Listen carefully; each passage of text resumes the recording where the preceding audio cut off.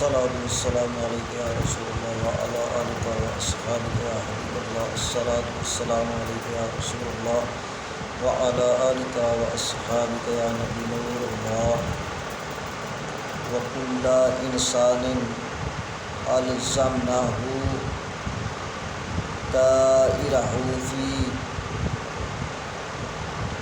عنقہ۔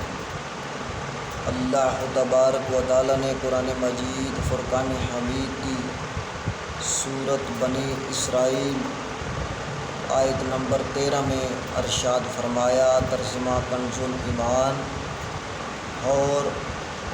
اور ہر انسان کی قسمت ہم نے اس کے گلے سے لگا دی۔ پھر فرمایا، دونوں نوشتے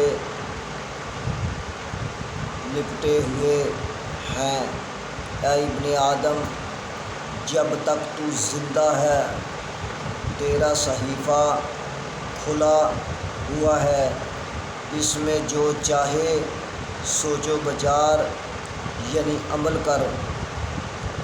جب تو فوت ہوگا اسے لپیٹ دیا جائے گا، پھر جب تجھے دوبارہ اٹھایا جائے گا تو اسے کھول دیا جائے گا اور فرمایا جائے گا کہ اپنا نامہ اعمال پڑھ، آج تو خود ہی اپنا حساب کرنے کو بہت ہے۔